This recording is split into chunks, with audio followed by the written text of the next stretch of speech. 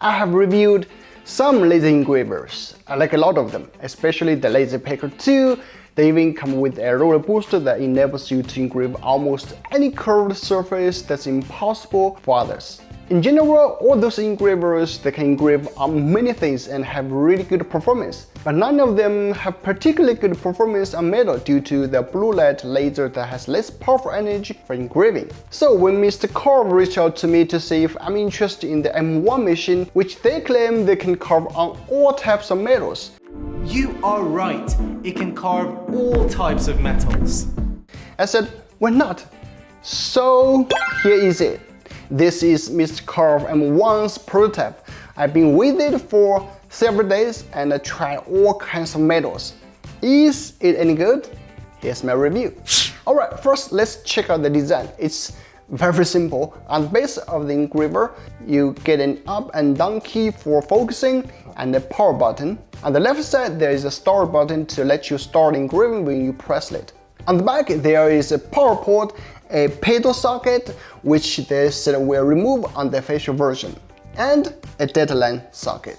Moving up is the brain of the M1, which houses the field mirror, infrared focusing, and a giant galvanometer. We also see the ventilation there. The design, I would say, is industrial, which means it looks solid and practical but feels less polished.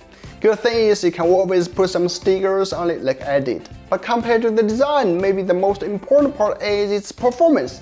How on earth is it? To use it, just connect the machine to your power source and computer with the cables that come with the box. Press the power button to turn on the M1. At this time, you will see two red dots on the surface of the project you want to engrave. Press the up or down keys to move the red dots until the two dots overlap. And then you're almost ready to go. Yes, welcome to M1's app.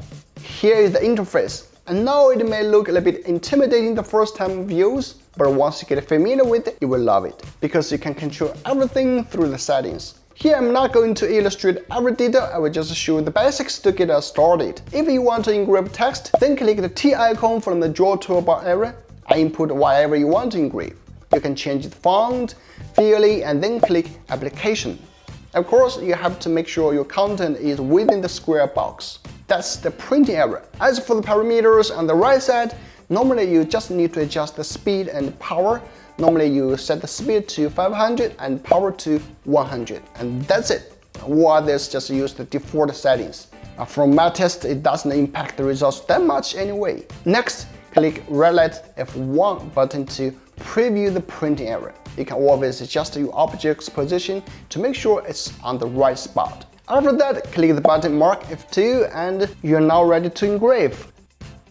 There is another interesting previewing mode which enables you to preview the whole text like as shown in the video. You just check the red light outline box, then you will see that. As for picture printing, you click the picture icon from the draw toolbar area to import the picture you want to print and adjust the size. As for parameter settings, it's a bit more complicated than the text, but still not very much. Make sure to check boxes of reverse, grayscale, fixed DPI, and outlets. By the way, adjust the fixed DPI value to 500 and 500. The higher number means the more refined results, but don't set too high because it will take forever to engrave. 500 is enough for normal usage. Also check the boxes of two-way scanning and adjustment power. And make sure to click the application button to save. As for the speed, power, or frequency on the right side, you can keep the same as you would for engraving text. But you can also adjust a little bit. It basically has zero effect on the printing. And of course, don't forget to click to save and let it start printing. That's all you need to know if you just want to do basic engraving. The software looks complicated, but within a few minutes of learning, you will get familiar with it in no time. But of course, in order to have the best results to engrave different materials on different metal surfaces, you still need to read the manual and give it a few trials. Once you get it right, then you don't need to spend more time to learn. And now about engraving quality. I would say the results are out of this world. They are incredible. As you can see, whether for pictures or text, they all look crystal clear and precise. The edges look smooth and main details are being kept. It even has an outstanding performance on stainless steel. This is almost impossible with many other laser engravers that I tried previously. In addition to metal, the M1 has a good performance on plastics and leathers. But due to the infrared pulse laser attribute on the M1, it doesn't work on wood, paper, or feather materials etc. One sentence to conclude, it has the best results on metal. As always, like reviewing all products, here's my pros and cons part. First, good stuff. It's fast, super fast. With this speed, I don't even need to compare with other laser engravers. It is the fastest I've had so far. Second is it's powerful and safe. Unlike blue light laser engravers, the M1 uses an infrared pulse laser with wavelength of up to 1064 nanometers, which is penetrating. As you can see, the steel surface has been oxidized by the laser and left a pile of black ash there. So with this powerful laser, you can always get the clearest pictures, even on stainless steel. And with this power, you might think it's dangerous. Actually not, because of the infrared pulse laser, it won't generate blue light and hurt your eyes, and it won't hurt your hands if you accidentally touch it. Of course, I'm not using my hands, but he said it's fine, nothing happened. But for sure, I suggest you always wear protection gear when engraving.